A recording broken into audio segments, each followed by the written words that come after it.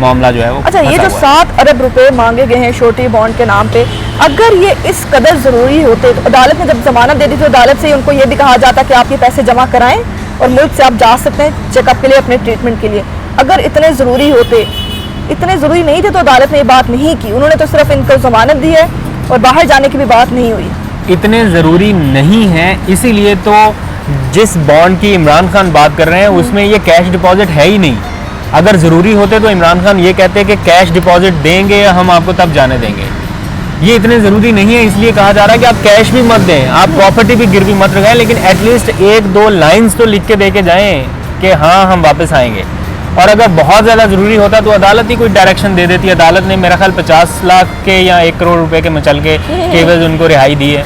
और यहाँ पर PMLN किसी हद तक ठीक है कि हमें जो ज़मानत देनी थी वो हम अदालत में दे चुके हैं, अब हम गवर्नमेंट को ज़मानत देने के पाबंद नहीं है। बट क्या है कि इस सारे मामले में बेएतबारी इस कदर बढ़ गई है कि कोई भी गारंटी इमरान खान सुनने को तैयार नहीं है कि जी हाँ ये वापस आ जाएंगे, क्योंकि उनको लगता है कि हम इस हकदार को लाने के लिए मुसलसल कोशिश कर रहे हैं। हुकूमत को आए तकरीबन 1.25 साल के लगभग हो चुका है, 1.5 साल के लगभग हो चुका है, अभी तक ये कामयाबी उनको नहीं मिली। और अगर नवाज शरीफ भी वहीं पर जाके रुक गए तो फिर क्या होगा, इस वजह से सारे। अच्छा, नून लीग की सीनियर क़यादत ने तो अब तक कह दिया कि वो ये पैसे, ये जो श्योरिटी बॉन्ड के नाम पे जो कहा जा रहा है, इस तरह के कुछ भी नहीं करेंगे और नवाज शरीफ साहब अभी पाकिस्तान में ही मौजूद हैं। तो अगर यहाँ पे इनकी हालत ज़्यादा ख़राब होती है, कुछ भी ऐसा वैसी चीज़ सामने आती है, तो फिर कौन कसूरवार होगा इसमें? डेफिनेटली PMLN होगी, डेफिनेटली। एक लाइंस नहीं लिख के दे सकते क्या? कोई इतनी इनके जाननिसार, मियाँ साहब तेरे जाननिसार इतनी बड़ी तादाद में है कि कोई भी एक जाननिसार नहीं है जो ये लाइंस लिख के दे के यस मैं गारंटी देता हूँ, या मियाँ साहब खुद गारंटी दें। आपको अपनी सेहत अजीज़ है, आपने इलाज के लिए जाना है, तो इसमें क्या कबाहत है? गवर्नमेंट आपसे क्या मांग रही है? एक कागज़ का टुकड़ा। अगर आपके दिल में चोर है और आप चाहते हैं कि मैं वापस ना आऊँ, तो फिर ही आप इस तरह का सारा कुछ करेंगे ना। ये सारा अदालत में चले जाना क्या था? अगर इनको ये है कि जी हम चेकअप करवा के वापस आ जाएंगे, तो ठीक है, गवर्नमेंट को लिख के दे देते कि हम जा रहे हैं। अगर ये अभी तक नहीं दे रहे, गवर्नमेंट ने इनको नोटिफिकेशन भी इशू कर दिया है कि yes you can leave, 1 time permission दे दी गई है, तमाम कानूनी तकाजे पूरे कर दिए गए हैं। अब ये आएँ और अपना वो जो बॉन्ड है वो भरें।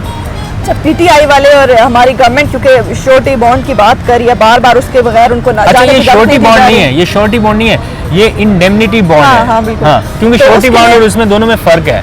श्योरिटी बॉन्ड में आपको पैसा डिपॉजिट कराना पड़ता है। अच्छा। इसमें आपको पैसा डिपॉजिट नहीं कराना, सिर्फ एक तहरीर लिख के देनी है। आप नहीं आएंगे, ये तहरीर जाएगी लंदन में, उनकी लंदन बरतानवी हुकूमत के पास। उनको कहा जाएगा कि आपका बंदा ये हमें लिख के दे के आया है कि मैं इलाज के बाद वापस आऊँगा, और ये नहीं आया, ये हमारे पास बॉन्ड है, इनको वापस डिपोर्ट करवाया जाए। उस बॉन्ड के तहत वो गवर्नमेंट बरतानिया जो है वो उनको डिपोर्ट करने की पाबंद होगी। अच्छा, तो इसलिए कि नवाज शरीफ साहब जो है ना बाहर नहीं आएंगे, ये इसलिए किया जा रहा है। तो नून लीग वाले ये चैलेंज करते हैं PTI को, खुलेआम गवर्नमेंट को, कि कोई ऐसी आप मिसाल दें, पूरी सियासी तारीख में कोई ऐसी मिसाल नहीं मिलती कि एक शख्स अपनी बीवी को बिस्तर मर्ग पे छोड़ के, जब अदालत ने उसको फैसला सुनाया, सजा सुनाई, तो अपनी बेटी को लेके वापस पाकिस्तान आके पहुंचा है। पहले उनके पास ये एग्जाम्पल मौजूद है, तो अब उनको क्यों रोका जा रहा है? मैं आपको बताता हूँ, वो पाकिस्तान आना नवाज शरीफ की, मरियम नवाज की मजबूरी थी।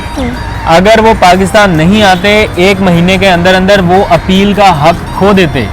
सुप्रीम कोर्ट में उनको अपील दायर करना थी अपनी सज़ा के ख़िलाफ़, और अगर वो पाकिस्तान नहीं आते, वो अपील दायर नहीं कर सकते थे। वो सिर्फ अपील दायर करना उनकी मजबूरी थी, इसलिए पाकिस्तान आना पड़ा उनको। अगर वो अपील का हक उस वक्त खो चुके होते और उस वक्त वो लंदन में होते, बरतानिया में होते, तो शायद सिनेरियो थोड़ा डिफरेंट होता। बट अगर ये कहना कि वो अपनी बीमार बीवी को सिर्फ इसलिए छोड़ के पाकिस्तान आ गए कि आगे जी सज़ा काटें, तो वो सज़ा काटने की नीयत से नहीं, वो अपील दायर करने के लिए आए थे यहाँ पे। अच्छा, क्योंकि मौलाना साहब का धरना इस्लामाबाद में काफ़ी दिन चला, रोज़ वो आके स्टेज पे तकरीरें करते, जिसमें उन्होंने वज़ीर-ए-आज़म इमरान खान की बहन अलीमा खान की दुबई में जो प्रॉपर्टी है $70 अरब यानी कि तकरीबन पाकिस्तानी 10,920 अरब बनते हैं, उन जायदादों की बात की गई। तो क्या जो गवर्नमेंट करप्शन की बातें करती है कि करप्शन फ्री हम पाकिस्तान बनाना चाहते हैं और हम इन चोरों को, लुटेरों को पकड़ेंगे, क्या उनकी बहन के बारे में इस तरह की बातें की जाना, क्या हकीकत है? इन बातों में कुछ सदाकत है? देखें, अलीमा खान के बारे में मैं कुछ ज़्यादा नहीं जानता, उनके केस के बारे में मैंने कुछ ज़्यादा स्टडी नहीं किया, बट मुझे इतना मैंने सुना है कि उनका ये सारा जो प्रोसेस है वो अदालतों से होके, FBR से होके, जुर्माने भर के, ये तमाम आईनी और कानूनी तरीके से होके उनको जो कुछ भी राहत मिली है, जो भी है, अगर वो कसूरवार हैं, डेफिनेटली उनको भी सज़ा मिलनी चाहिए। लेकिन अगर कोई रास्ता है, कानूनी रास्ता, आप फाइन पे करके आप बचते हो तो आपको फाइन पे करना चाहिए। नवाज शरीफ प्ली बार्गेन करके आज़ाद हो सकता है, प्ली बार्गेन का ऑप्शन इनके पास भी है। ये चाहें आज नैब से प्ली बार्गेन की दरख्वास्त दें, जो लूटी हुई दौलत है, जो कुछ भी है वो वापस करें, आज़ाद हो जाएंगे। प्ली बार्गेन की फैसिलिटी है इनके पास भी, वो सिर्फ हलीमा खान के लिए नहीं थी। मैंने उनके केस को ज़्यादा स्टडी नहीं किया, इसलिए मैं उसके ऊपर कोई ज़्यादा अपनी राय नहीं दे सकता इस टाइम। अच्छा, लोग मुसलसल ये बातें भी कह रहे हैं कि वज़ीर-ए-आज़म इमरान खान और उनके वज़रा बार बार मौलाना साहब को डीजल कह के बुला रहे थे, जिसके रद्द-ए-अमल में मौलाना साहब गुस्से में आके उन्होंने आज़ादी मार्च का ऐलान किया और इस तरह की बातें। अगर ये वज़रा और वज़ीर-ए-आज़म साहब खुद उनको डीजल ना कहते तो शायद इस तरह का रद्द-ए-अमल सामने ना आता। नहीं, ये डीजल की वजह से नहीं है, वो तो बहुत पहले से कहते आए हैं उनको। लेकिन मेरा ख्याल है कि as a prime minister of Pakistan Khan sahab को इस तरह से उनको मुखातिब नहीं करना चाहिए, मतलब उनके लेवल पर नहीं आना चाहिए। बल्कि मेरा नहीं ख्याल कि मौलाना ने कभी खान साहब को कभी बुरे अल्फाज से अलकाबात से नवाजा हो। नियाजी कह देते हैं ज़्यादा से ज़्यादा, यहूदी एजेंट बस कहते हाँ, हैं। यस यहूदी एजेंट भी कहते हैं। हाँ।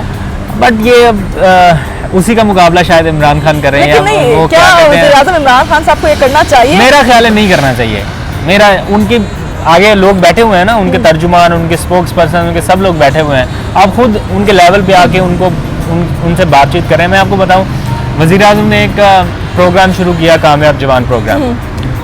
वो इस हुकूमत का दूसरा बड़ा प्रोग्राम है जो पाकिस्तान की 68% आबादी के लिए है। उसके लिए कोई तकरीबन पूरे साल से तैयारियां हो रही थी। मैं खुद उसको मॉनिटर कर रहा था कवरेज के लिए, तो मुझे पता है कि उसमें कितनी मेहनत की गई है। जब वो दिन आया जिस दिन उसको लॉन्च होना था, प्राइम मिनिस्टर स्पेशल आए, उसकी लॉन्चिंग की भी भरपूर तैयारियां की गई और प्राइम मिनिस्टर ने उस तकरीर के दौरान एक डीजल का लफ्ज़ कह दिया कि अगर हम मौलाना चाहें तो हम डीजल का लफ्ज़ कहा, और फिर कहा कि अगर मौलाना चाहे तो हम इनके लोगों को भी वो दे देंगे। कुछ उनके ऊपर टोंट की। अगले दिन और उसी रात अखबारात को देख लें और टीवी चैनल्स को देख लें, सारी की सारी सिचुएशन कामयाब जवान प्रोग्राम और हुकूमत के इतने बड़े मंसूबे से डाइवर्ट होके उसके ऊपर आ गई थी। जब एक प्राइम मिनिस्टर इस लेवल पर आकर टॉन्ट करेगा तो वो हाईलाइट होगी, वो चीज़ हाईलाइट होगी। आप खुद भी नीचे आ रहे हैं और अगले को भी इम्पोर्टेंस दे रहे हैं, तो आपको ये नहीं करना चाहिए। मेरी अपनी ज़ाती राय है, किसी को इख्तलाफ हो सकता है, कभी कभार आपको जवाब देना चाहिए, आपको ये हक लेकिन है। वो भी आपको एक इखलाक के दायरे में रहते, इखलाकियात को सामने रखते हुए। इखलाकियात का मैं नहीं कह सकता, वो उनका फेल है। मैं ये नहीं कहता कि उन्होंने बद इखलाकी किया, बट प्राइम मिनिस्टर कभी कभी वो शरारती मूड में आ जाते हैं ना, तो वो ज़रा कर अच्छा, देते हैं। अभी कुछ ही टाइम पहले वज़ीर-ए-आज़म साहब ने कहा है कि नवाज शरीफ की बीमारी को लेके और इस आज़ादी मार्च को धरने को लेके कोई भी वज़ीर कोई भी बात नहीं करेगा, कोई भी ट्वीट नहीं करेगा, वरना कुछ भी होता है तो फ़ौरन सारे वज़रा ट्वीट करने में लग जाते हैं। तो क्या वज़ीर-ए-आज़म को यही स्टेप थोड़ा पहले नहीं ले लेना चाहिए था? देखिए, उन्होंने आज़ादी मार्च से रिलेटेड नहीं रोका कि आप आज़ादी मार्च से रिलेटेड ट्वीट नहीं कर सकते, या उन्होंने सिर्फ नवाज शरीफ की सेहत से मुतालिक बयानात, गैर संजीदा बयानात देने से रोका है अपनी कैबिनेट को, और कहा है कि ऐसे बयानात ना दिए जाएं जिनसे किसी की दिल आज़ारी हो या वो हमारी अपनी पार्टी पॉलिसी के मुनाफी हो। क्योंकि कुछ लोग कह रहे थे ये ड्रामा हो रहा है, ये फिल्म चलाई गई है, ये सारा कुछ, उस वजह से काफ़ी ज़्यादा डिस्टर्बेंस माहौल में तनाव क्रिएट हुआ। तो पीएम ने उसको अवॉइड करने के लिए कहा कि ऐसे गैर संजीदा बयानात ना दें, हकायक पर मबनी आप बात करें। बयान देने से नहीं रोका, हकायक पर मबनी बात करें और ज़्यादा उसको अहमियत ना दें, ये कहा था। अच्छा, एक आखिरी सवाल आपसे कि अभी आज़ादी मार्च जिस स्टेज पे, जिस नहज पे पहुंच चुका है, उसमें क्योंकि प्लान बी की बातें की जा रही हैं, लेकिन गवर्नमेंट आई थिंक इस इशू को इतना सीरियस ही नहीं ले रही कि वो जो कर रहे हैं करने दो। क्यों सीरियस लें? गवर्नमेंट को कोई टेंशन, कोई परेशानी नहीं है इससे। देखें ना, गवर्नमेंट ने कितना ज़बरदस्त तरीके से टैकल नहीं किया ये आज़ादी मार्च को। आपके इस्लामाबाद में आए थे और आए और चले गए, मेरे घर के रास्ते में वो बैठे हैं, बट मुझे कोई परेशानी नहीं हुई, आराम से आया गया। इसमें सिग्नल्स की हुई है, रास्ते थोड़े वो से उस मुकाम पे मेट्रो बंद की गई है। हाँ ठीक है, मेट्रो की वजह से लोगों को इश्यूज ठीक हुए है, मैं मानता हूँ, लेकिन ये कोई इतनी बड़ी प्रॉब्लम नहीं थी जिससे गवर्नमेंट हिले या परेशान हो जाए कि ये क्या हो गया, क्यों हो गया। इसलिए उनका जो प्लान बी है वो प्लान ए से ज़्यादा स्ट्रांग तो नहीं होगा ना। अगर उन्होंने प्लान ए को गवर्नमेंट ने टैकल कर लिया तो प्लान बी तो वो तो सारे डिवाइड हो जाएंगे मुख्तलिफ शहरों में, मुख्तलिफ जगहों पे। तो थोड़े लोगों को टैकल करना गवर्नमेंट के लिए, रियासत के लिए ख़ास तौर पे कोई इतना मुश्किल काम नहीं होगा। जहाँ रियासत से आप पंगा नहीं ले सकते, किसी भी चाहे वो कितना ही पावरफुल शख्स क्यों ना हो, रियासत से नहीं टकरा सकता, इसलिए रियासत को कोई प्रॉब्लम नहीं है। अच्छा, गवर्नमेंट ने मतलब उनके साथ किसी किस्म की कोई डील नहीं की, उनको कोई ऑफर नहीं किया, हालांकि मुज़ाकरात किए गए, चौधरी बरादरान के थ्रू, लेकिन कोई डील या कोई बातचीत करके इस सारी चीज़ को ख़त्म नहीं किया गया। पूछा गया उनसे आप क्या चाहते हैं, उन्होंने अपने मुतालबात बताए, वज़ीर आज़म का वज़ीर इस्तीफा, आज़म का नए इस्तीफा, इंतखाबात, हाँ नए इंतखाब। अब उनके मुतालबात ऐसे थे जिसके ऊपर डील हो नहीं सकती, निगोशिएट भी नहीं हो सकती। आपको लगता है प्राइम मिनिस्टर रिज़ाइन कर देगा, या आपको लगता है कि प्राइम मिनिस्टर असम्बलियाँ तोड़ दे और के नए इंतखाबात करवा दे नए 1.25 साल 1.5 साल के बाद?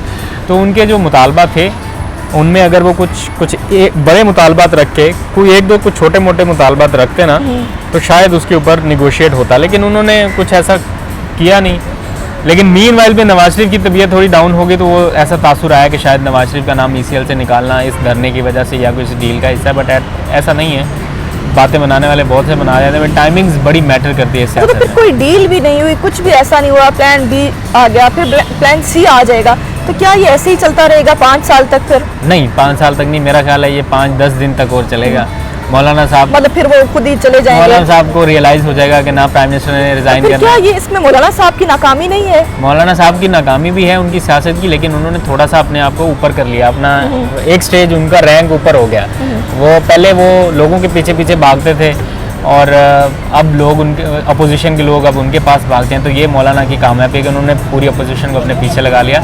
अदरवाइज़ कुछ मौलाना ने मैं समझता हूँ ना कुछ पॉलिटिकली बहुत ज़्यादा गेन किया है और ना पॉलिटिकली कुछ बहुत ज़्यादा नुकसान किया है। बड़े राइट टाइम पे आगे उन्होंने अपना कॉल ऑफ कर दिया। अगर इससे ज़्यादा वो कुछ करने की कोशिश करते हैं या रेड जोन की जानिब मार्च करते हैं या कोई और या रियासती इदारों को बहुत ज़्यादा अगले लेवल तक चले जाते रियासती इदारों से टकराव की सूरत में, तो फिर मैं कह सकता था कि उन्होंने बहुत ज़्यादा लूज़ कर दिया। अब वो उनकी वो पोजीशन नहीं रही, लेकिन उन्होंने कहीं ना कहीं रियासती इदारों के साथ तनाव जो है उसको कम नहीं किया, वो उसी तरह पे बरकरार है। उन्हें चाहिए था कि रियासती इदारों के साथ अपने तनाव को कम करते। सियासत में रहने के लिए आपको इदारों की सपोर्ट, ताउन, उनकी हमायत या कहीं ना कहीं आपको उनका ताउन चाहिए होता है। आप उनके साथ पंगा लेके उनकी नफ़रत मोल लेके आप आगे नहीं बढ़ सकते, ये मेरा मानना है। जी नाज़रीन, आपने देखा अब्दुल कादिर जर्नलिस्ट जो के हैं 7 साल से PTI को कवर कर रहे हैं। आज हमने इनसे बातचीत की क्योंकि PTI से आप काफ़ी करीब है मुझे लगता है, तो इसलिए हमें ज़्यादा वैसे मालूमात एफिलिएटेड नहीं हूँ, बट मैं उनको कवर कर रहा हूँ इतने टाइम से।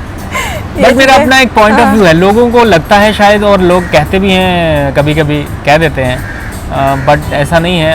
हम जर्नलिस्ट हैं तो हम बहुत ज़्यादा अनबाइस्ड भी नहीं हो सकते। जहाँ पे इतने ज़्यादा डिफरेंसेस ऑफ ओपिनियंस हों तो हम कहीं ना कहीं किसी ना किसी को तो गलत कहेंगे ना, किसी को तो ठीक कहेंगे।